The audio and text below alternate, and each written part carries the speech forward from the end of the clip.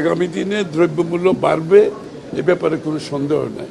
বাংলাদেশের অর্থনীতি যে অবস্থায় এই সরকার পেয়েছে, এখানে আমরা ফায়ার ফাইটিং করতেছি প্রত্যেক দিন। এই ইকোনমিকে সেলভেজ করার যুদ্ধ চলছে এখন। যেখানে একটা ইকোনমিকে সেলভেজ করার চেষ্টা করছে, এতে গ্রাজুয়েশন প্রশ্ন তো আসছে না। ইকোনমির সব মানদণ্ড নিম্নগামী আমরা যখন দায়িত্ব নিয়েছি, তো সুতরাং সেখানে তো গ্রাজুয়েশনের প্রশ্ন আসছে না।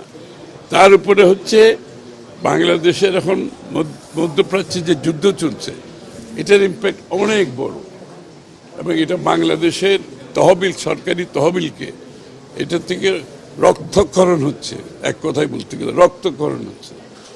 এগুলো আমরা ফায়ার ফাইটিং করতেছি প্রত্যেক দিন। তারপরে বাংলাদেশের আপনার যে দায় দেনা হয়েছে, এটা ম্যানেজমেন্ট একটা বড় ধরনের একটা সমস্যা হয়ে দাঁড়িয়েছে। কারণ আমরা আগামী দিনে যে ফাইন্যান্সিংগুলো করব, এখানে কস্ট অফ ফাইন্যান্সিং আমাদেরকে চিন্তা করতে হচ্ছে, এবং সব কিছু মিলিয়ে আমাদেরকে যে ক্যাপাসিটি বিল্ডিংয়ের মাধ্যমে যেখানে আমরা যেতে পারবো রেডিনেসে, সেটা বিএনপির ম্যানিফেস্টোতে সব বলা আছে। এই যে সমস্যার কথাগুলো আমি বললাম, এর উপরে মরার উপর খাড়ার গা বলে না, এটা এখন জ্বালানি সংকটের মাধ্যমে হয়েছে। শুধু জ্বালানি সংকটটা না, সমস্ত কমোডিটি, খাদ্যদ্রব্য, পণ্য সব কিছু প্রভাব পাবে।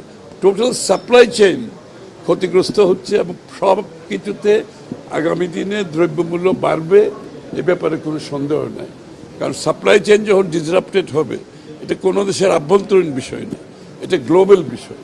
আমেরিকাতে তেলের দাম দ্বিগুণ হয়ে গেছে, শ্রীলঙ্কাতে 25% বাড়িয়েছে, আমরা কিন্তু এখনো বাড়াই নাই।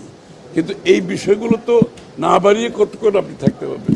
যেহেতু আমরা নির্বাচিত সরকার, আমরা চেষ্টা করছি জনগণের উপর চাপ সৃষ্টি না করার জন্য, কিন্তু একটা সময় এই চাপ তো নিতে পারবে না সরকার, এবং চাপ নিতে না পারলে যদি সরকারি তহবিল এভাবে রক্তক্ষরণ হতে থাকে, এটা তো আলটিমেটলি জনগণেরই ক্ষতি হবে। সুতরাং সেই বিষয়ে আমাদেরকে বিবেচনা করতে